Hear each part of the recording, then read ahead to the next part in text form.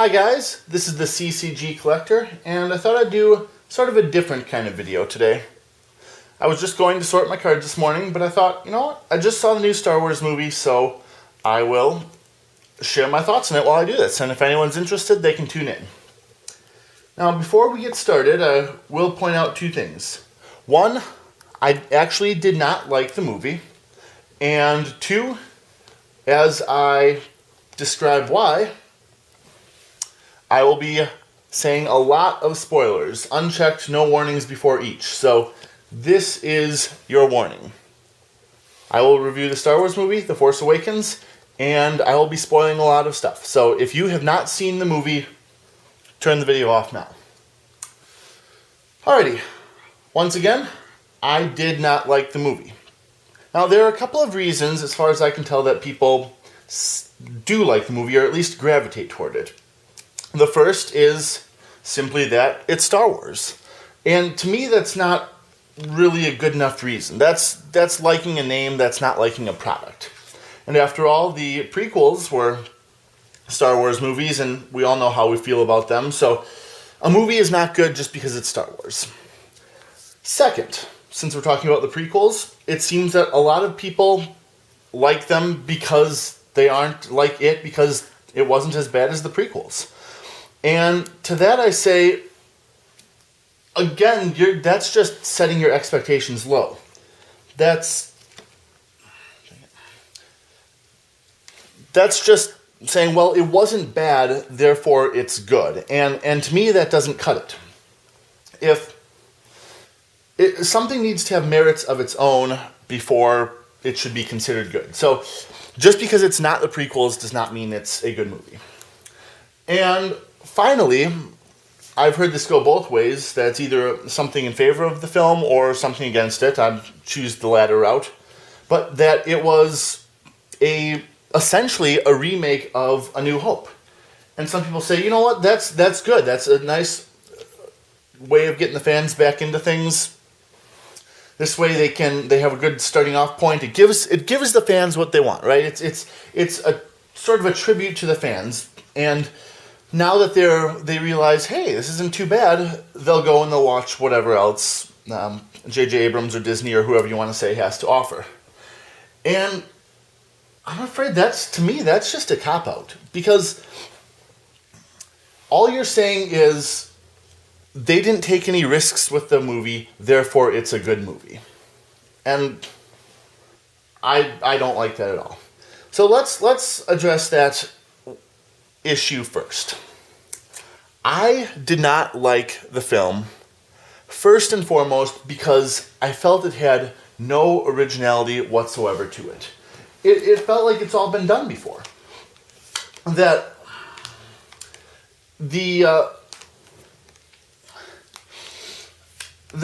everything in there, I said this you'll see it in an upcoming video, since this is a one-off, but I had said that if everyone likes it just because it has X-Wings in it, or because it has TIE fighters in it, that doesn't make this movie a good movie. That makes the movies that had the X-Wings and TIE fighters a good movie in it.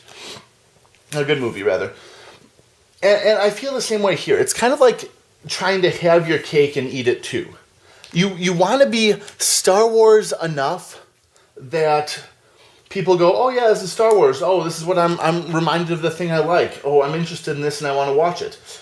But not so different that people dislike it. So you want to be Star Wars without being Star Wars. And I don't care for that. If you're going to have, and honestly, a lot of the plot points are really close to the same. You've probably heard all this everywhere, but you have a robot essentially an R2 unit with some special piece of the puzzle. In this case, it's a map to Luke Skywalker. In the first movie, it was plans to the Death Star. So you have a robot with a map. You have this happen on the thing get kicked off on a desert-like planet, on a Tatooine, if you will. They called it Jakkur, something like that. But so there's that. You have the trying to blow up a Death Star thing. In this case, it's a planet with a big old laser beam on it, but the concept is really the same, guys. And then you have all the things which are the same. You have X-Wings, you have TIE Fighters, you have Stormtroopers, you have a Darth Vader guy, you have literally the Millennium Falcon. You have you have Han, you have Leia, you have Luke. I mean, not till the end, but you have Luke. And it's just, it feels like I've seen it all before, you know? And to me, if I'm going to be watching something that its only value is in what it reminds me of, I might as well just watch the thing it reminds me of.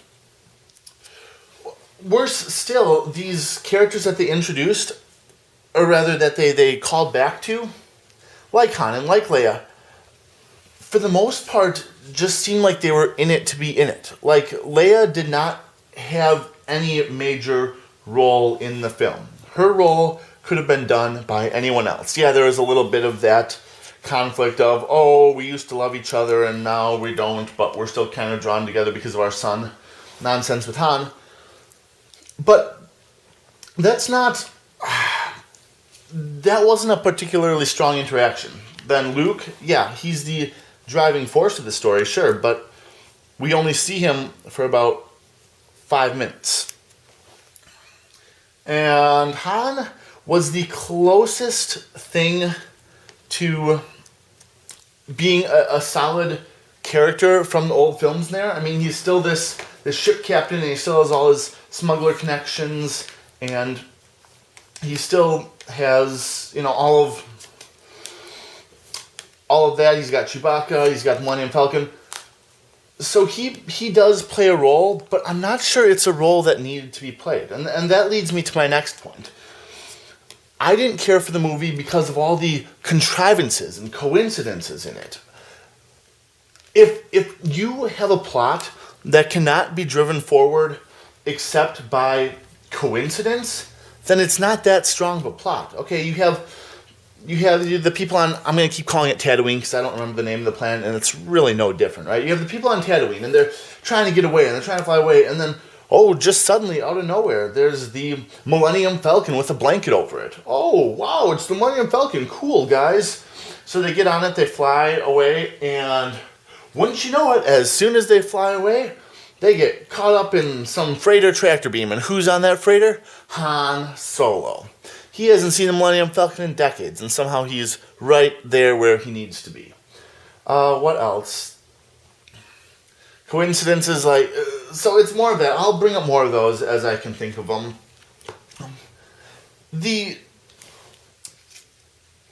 I just realized because I'm talking about this, I'm doing my cards all wrong.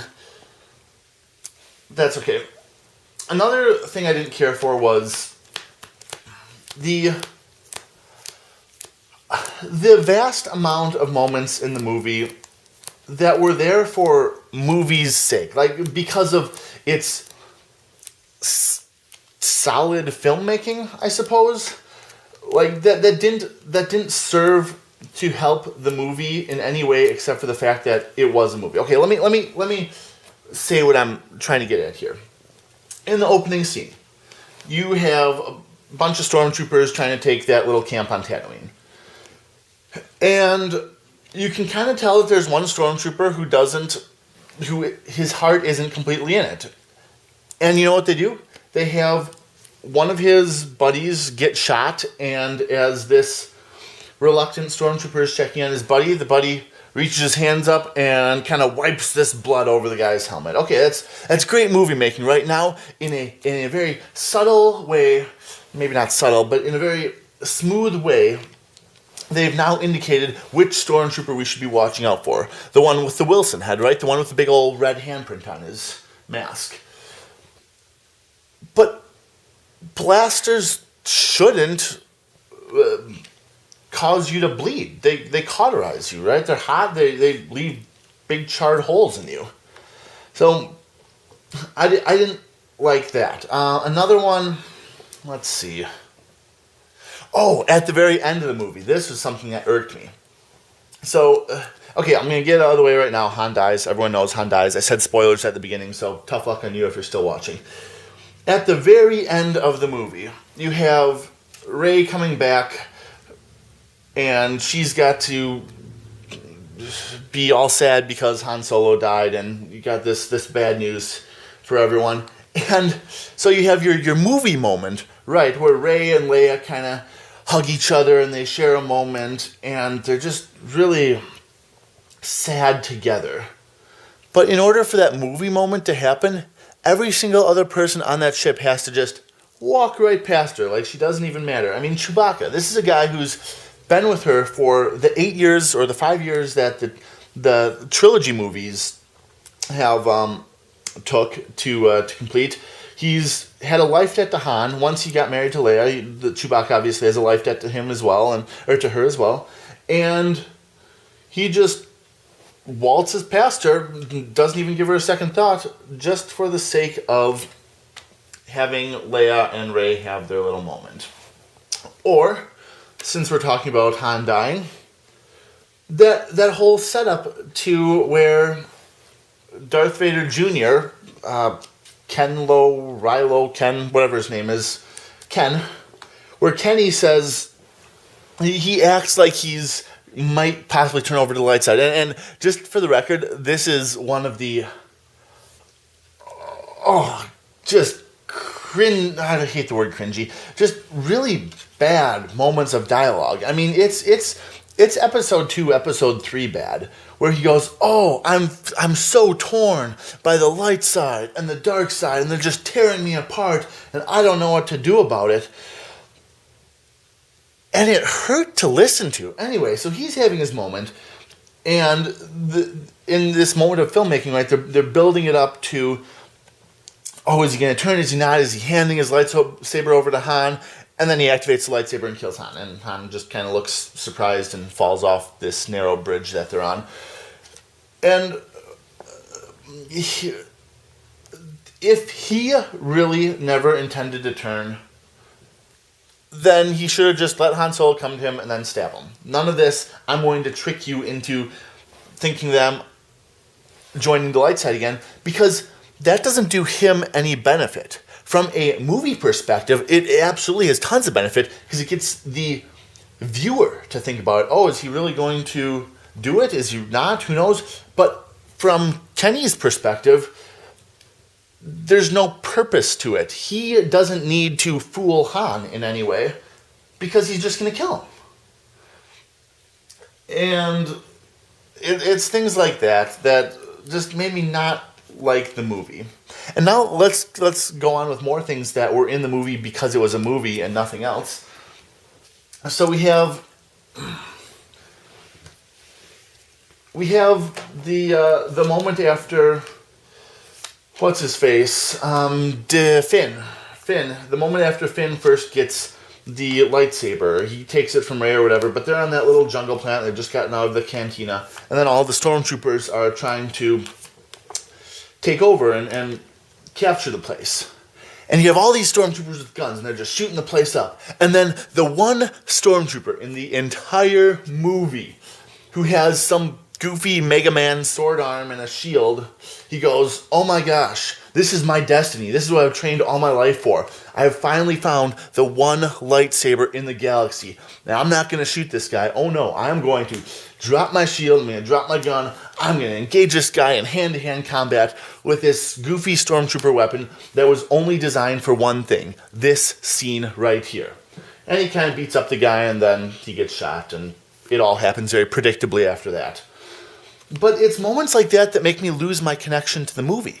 Because you see, you're no longer telling a story, you're no longer being told a story that is pulling you in and that's immersing you in the movie, but you are seeing scenes that are put in solely because it is a movie. And it's clear as day if you're looking for it, or even if you're not, that this is not a scene that serves to drive the plot forward. This is not a scene that serves to do anything except make me realize I am watching a movie and this is so cool. And because of that, it's not so cool. Let's see, what else? Oh, since we're talking about stormtroopers, and since we're talking about stormtroopers and one-off ones, how about that silver stormtrooper? What purpose does she serve? She's on the movie poster. She makes an appearance right out of the gate, and you're thinking, oh man, you got this kind of captain person, or this general person, a commander, or whatever you want to call him. What role are they going to play here? And then she doesn't play any role at all. She's there to look imposing at first, to tell Finn to put his helmet back on, and to turn off the shield so that the fighters can blow up the laser. And that's just bad filmmaking. That's a character who is not a character, but a plot device. So the two scenes where she mattered beyond being a person to be there was commenting that the brainwashing or whatever they do to the stormtroopers didn't work, which is information that we could have gotten from anyone, and taking down the shield, which we could have done in any number of ways. I mean, heck, you had just bring in the good old R2-D2.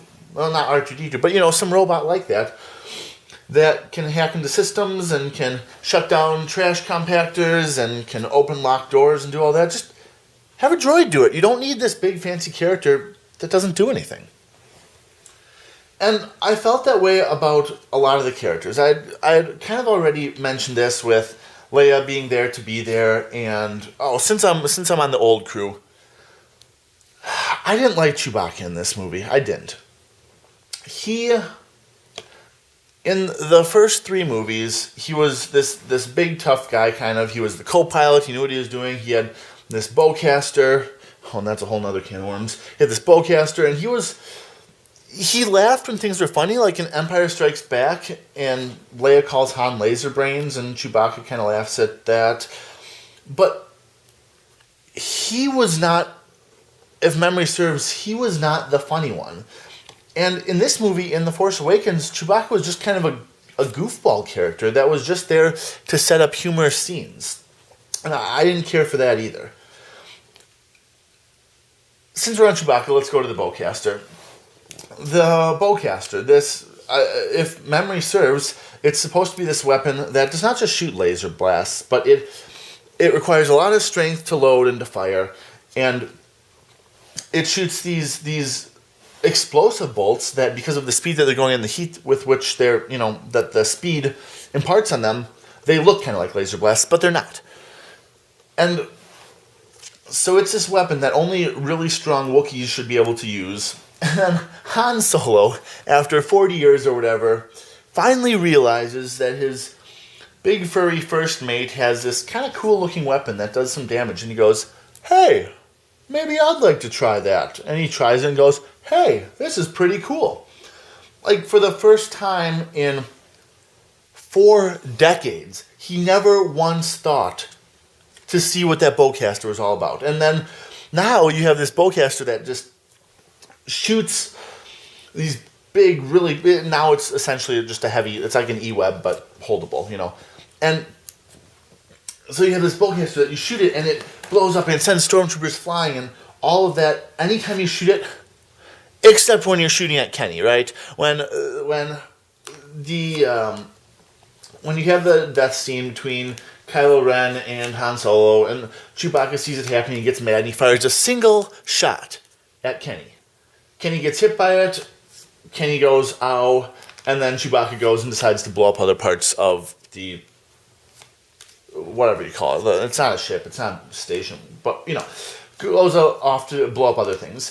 First of all, this is a big exploding gun. Shoot them, blow them up, awesome, and don't stop shooting until the guy's dead. Even if it was just a normal laser blast, the guy's on a bridge, like the bridge of Khazad-dûm in Moria, or he doesn't have anywhere to go except forward and backward. He should be easy pickings. And Chewbacca fires a single shot at him and then says, okay, that's all the commitment I need for right now. I didn't care for that either. So where were we? Pointless characters. Okay, so pointless characters. That pilot fellow, Poe, I guess was his name. He, personality-wise, he was not distinct enough from Finn to make me appreciate the fact that they had two characters. I mean, you could argue, well, that's why they had good chemistry. But they're both kind of loose cannons with not so great respect for authority, like in that just awful scene at the beginning. Oh, who talks first? Do you talk first? Do I talk first? Okay, you have this serious scene where a bunch of stormtroopers just shoot up a village, kill people, set everything on fire, and are willing to do whatever it takes to carry out their mission. And then you stop it and you have a little bit of comic relief. Some guy going, "Hey, Kenny, who talks first? I'm just going to be a goof here." That bugged me. So I didn't think that Poe was that distinct from Finn as a character, because really you just have two kind of hotshots, and when one dies at the beginning of the film, then the other one just kind of picks up the slack. So you have before we meet Finn, you have Poe holding that main character mantle and doing all that. And then once he dies and the focus goes back on Finn, and now at the end of the movie we need someone to fly an X-Wing, and we all know that Finn is no pilot, so we get some scenes with Poe. But then in those scenes, he doesn't really do much. He's a familiar face. Like in Return of the Jedi, we had that familiar face with Lando Calrissian, flying the Millennium Falcon, leading everyone, and we kind of had it with Wedge a little bit, not really. But we had that familiar face with Lando, but that was a character who had already been established, and we knew what he was like. He'd been in Jabba's palace, he'd been in Cloud City, he had lots of good, solid scenes. Whereas, this fellow right here. Whereas Poe did not. What else? I'll try to wrap this up quickly, because I see that I've already gone probably about 22 minutes or so, but I didn't like, and I haven't even gotten to Rey and her amazing, astonishing, out-of-the-blue force powers. Yes, every time we've had a protagonist who's strong in the force, they catch on to their forciness rather quickly, yeah. But in the past, it's been a passive thing. So you have, and usually manifested as them being a good pilot. In the first movie, you have Luke, who is strong in the Force, sure, but he doesn't know that's the reason that he's a good pilot. He just is a good pilot. And then later on in the Millennium Falcon, he has direct tutelage under Obi-Wan. It may not have lasted long, but the point is he had someone revealing it to him. He had someone guiding him. And Anakin in Episode 1 was the same way. His latent force powers were manifest in the fact that he was the only human that was able to pod race because of the reflexes and reaction time required to do so. But he didn't, and then again piloting the Naboo fighter, even though he had no experience with such things. So that's all great, but they never had active force powers until later on. Luke didn't have it until Empire Strikes Back. Anakin didn't have it until, well, for all we know, 10 years later. I'm sure it was shorter than that. But Rey suddenly can pilot right away, which, okay, I'll say that's a force thing. Suddenly can use a lightsaber right away, which I guess you can kind of say that's because she had her quarterstaff thing in Tatooine, though, and yes, again, I know it's not Tatooine, though they're probably completely different weapons and styles. But that irksome scene where she's all tied up and, not tied up, locked up, and she says to the stormtrooper, "Hey, you should let me go," and he goes, "Nope, you're going to stay where you are," and then she says, "Hey, you should let me go," and he goes, "Yeah, I think I'll let you go." Where does she learn to do that? Where does she learn to manipulate minds like that? And then, yeah. We're 25 minutes in or more, and I haven't even gotten to my... Okay, let's go to the things that I did like. I did like, believe it or not, though I make fun of him, my favorite character in the entire film was... Oh gosh, am I doing this wrong? My favorite character in the entire film was Kylo Ren. And because he was the only new character with any personality.